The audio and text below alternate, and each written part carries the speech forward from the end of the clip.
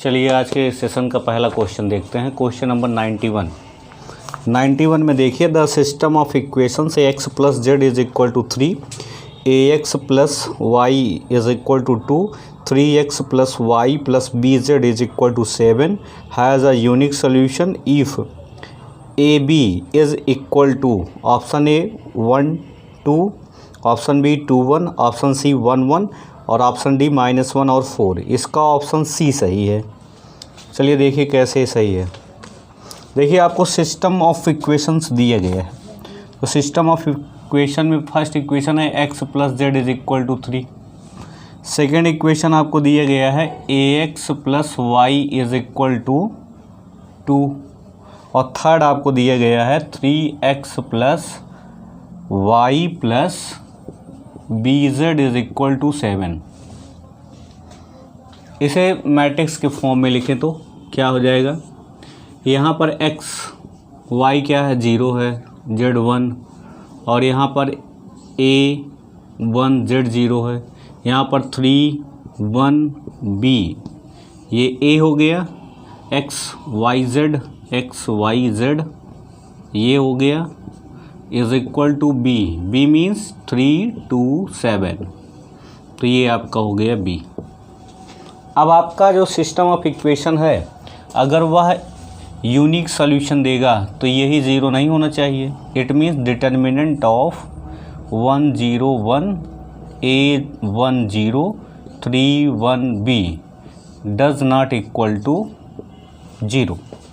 अगर ये आपका यूनिक सॉल्यूशन रखता है, इसे सॉल्व करो तो क्या हो जाएगा, 1 के रेस्पेक्ट में ओपन करेंगे तो b 1 जा b, तो b -0, फिर -0 का पूरा पार्ट 0 ही हो जाएगा, फिर +1 के रेस्पेक्ट में ओपन करेंगे तो 1 का a के साथ प्रोडक्ट तो a हो गया, 3 का 1 के साथ हो गया प्रोडक्ट तो 3 हो गया इज इक्वल टू 0। इसे सॉल्व करो, देखो यहाँ b हो गया, यहाँ पर plus a -3 is equal to 0, यहाँ डज नॉट इक्वल टू 0 है तो यहाँ डज नॉट इक्वल टू 0 हो गया, तो यहाँ पर b plus a does not equal to 3, मतलब b और a का सम 3 नहीं होना चाहिए। ऑप्शन ए में देखिए 1 और 2 दिया है तो 1 + 2 3 हो गया, b में देखो 2 1 दिया है 2 + 1 3 हो गया, c में 1 + 1 2 हो रहा है, यही ऑप्शन आपका सही हो गया। और d में देखिए -1 और 4 है तो -1 + 4 इज इक्वल टू कितना होता है 3। तो इसका मतलब आपके ए बी और डी ऑप्शन रॉन्ग है और सी ऑप्शन आपका सही है। क्लियर। चलिए देखिए इसका question number 92, in a triangle A B C if cos a is equal to sin b by 2 sin c, cos a is equal to 2 दिया है sin b by 2 sin c, then triangle is option A isosceles, B equilateral, C right angled triangle आपका है और D दिया है none of the above. चलो इसे solve करो। आपको फार्मूला क्या पता है, cos a का फार्मूला क्या होता है, b² + c² - a² अपान 2bc। साइन के रूल से निकालोगे तो साइन b का क्या हो जाएगा, b के कोई कांस्टेंट होगा 2, साइन c का क्या हो जाएगा c के से के कैंसिल हो गया, 2 से 2 कैंसिल हो गया, c से c कैंसिल हो गया, इस b को इधर लेके चले जाओ तो क्या हो जाएगा यहाँ पर b² + c² - a² is equal to यहाँ पर b² आ जाएगा, तो b² से ये b² कैंसिल हो गया तो आया c² - a² is equal to 0, तो c² is equal to a², तो c is equal to a, तो दोनों साइड इक्वल है। इट मीन्स ये आपका आइसोसेलस ट्रायंगल है, तो इसका ऑप्शन ए सही है। चलिए नेक्स्ट क्वेश्चन देखिए, question number 93, the equation of tangents to the ellipse 3x² + 4y² is equal to 12 which are parallel to the line y + 2x is equal to +4 है r। Option A B C D आपको दिया गया है।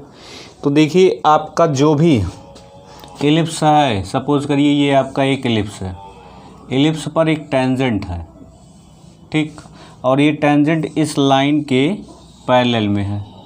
तो ये अगर parallel में है तो ये कहीं और दूसरी जगह होगी, तो टेंजेंट ये है। और एलिप्स आप जान ही रहे हो, एलिप्स का आपको इक्वेशन दिया गया है 3x² + 4y² is equal to 12। इसको स्टैंडर्ड फॉर्म में चेंज करो तो x²/12 करोगे तो कितना आ जाएगा, 1/4 हो जाएगा। यहाँ पर y²/3 आ जाएगा इज इक्वल टू 1। और जो लाइन दिया गया है, लाइन आपका है y is equal to 2x y + 2x is equal to 4। तो यहाँ से स्लोप निकालो, y is equal to -2x + 4। तो इसका स्लोप क्या हो जाएगा, स्लोप m की वैल्यू क्या आ जाएगी, -2। अब ये जो टेंजेंट है इसी के पैरेलल में है, तो इसका मतलब टेंजेंट का स्लोप भी क्या हो जाएगा, टेंजेंट का स्लोप क्या हो जाएगा, यह slope of tangent is equal to -2, ये भी हो गया। यहाँ से a² की वैल्यू क्या है, 4, और b² की वैल्यू क्या है, 3 है। तो आप equation of tangent of ellipse क्या होता है, y is equal to mx ± square root a² m² + b²।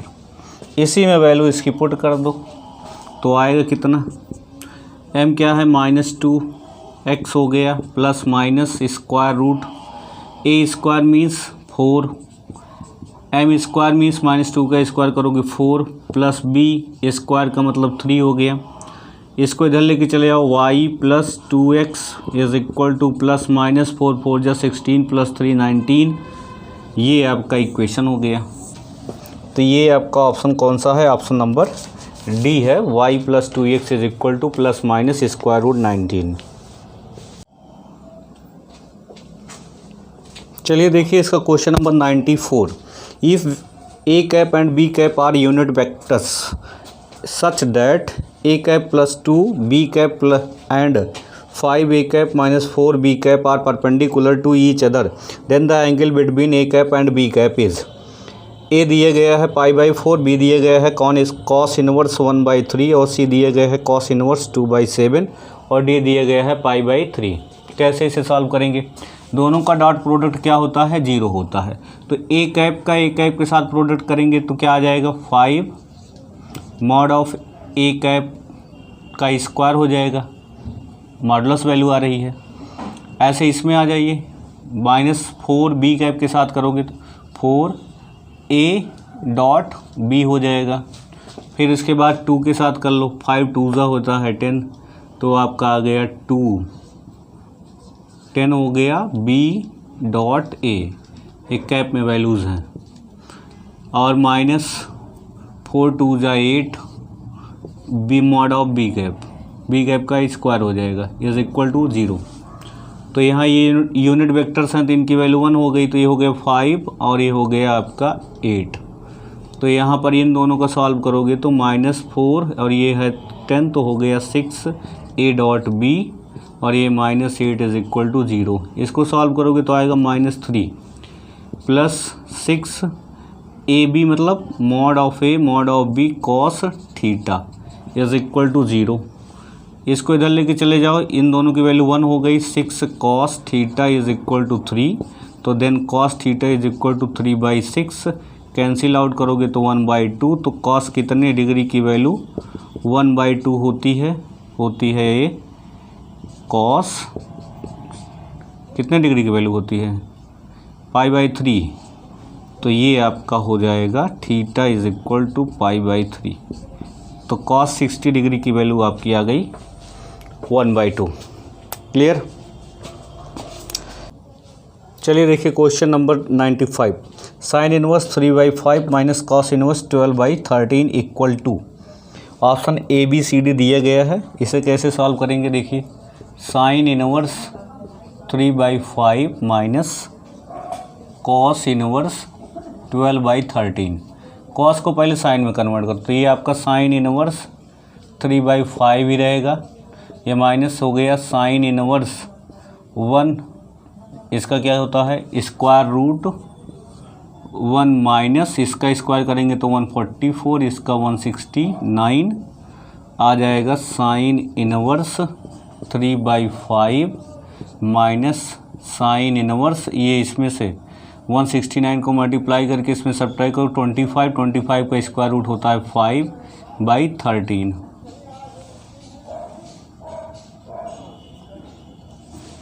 अब साइन इनवर्स ए माइनस साइन इनवर्स बी का फार्मूला लगा दो, होगा क्या साइन इनवर्स एक्स क्या है 3/5 in bracket 1 minus square root में 1 माइनस 5/12 13 का स्क्वायर कर लो, फिर उसके बाद minus 5/13 in bracket square root 1 minus 3/5 का स्क्वायर करके माइनस कर लीजिए 1 से, तो ये हो जाएगा साइन इनवर्स ये वैल्यू कितनी आ जाएगी 3/5, ये कितना आ जाएगा 12/13 और ये कितना हो जाएगा 5/13 इंटू ये आ जाएगा 5 5 जो 25 में से 4 आ गया तो 4/5।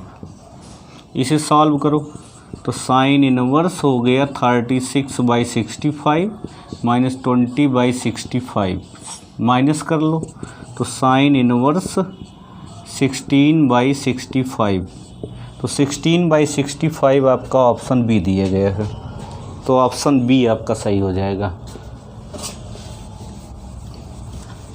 चलिए देखिए question number 96 for all x belongs to -1 + 1 tan h inverse x is equal to, ये हाइपरबोलिक फंक्शन का क्वेश्चन है। तो आपसे पूछा जा रहा है कि tan h inverse x is equal to होगा क्या, सपोज करिए y होगा तो x इज इक्वल टू क्या हो गया tan h y, तो tan h y का फार्मूला लगा दीजिए e raise to the power y minus e raise to the power -y divided by e raise to the power y plus e raise to the power -y, sine upon cos होता है तो आप इसे जानते ही होंगे। अब इस value को अब आप चेंज करो, पावर को पॉजिटिव बनाओ, तो इसको पावर को पॉजिटिव बनाओगे तो क्या हो जाएगा e raise to the power y 1/e raise to the power y, इधर भी e raise to the power y plus 1/e raise to the power y, इसका इसमें प्रोडक्ट होगा तो क्या हो जाएगा e raise to the power 2y - 1 divided by e raise to the power y, ऐसे इधर आ जाओ e raise to the power 2y plus 1 divided by e raise to the power y, तो ये इससे कैंसिल हो गया, ये x है, इसको इधर ट्रांसपोज कर दो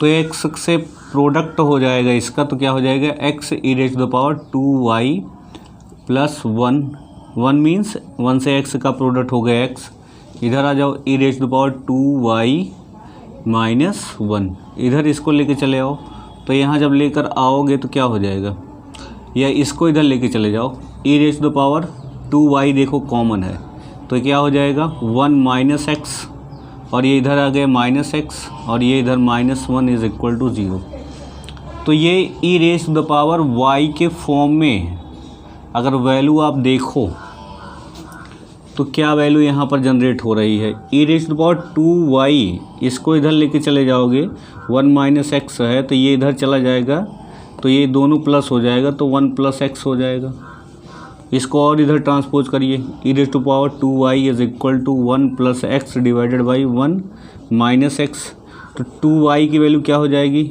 log 1 + x divided by 1 - x, ये इधर हो गया ट्रांसपोज तो 1/2 log 1 + x divided by 1 - x, तो y की वैल्यू आपने क्या कंसिडर किया था tan h inverse x is equal to 1/2 log 1 + x divided by 1 - x, तो ये आपका आंसर हो जाएगा 1/2 log 1 + x अपान 1 - x, और ये ओपन इंटरवल में है -1 और +1 के बीच में।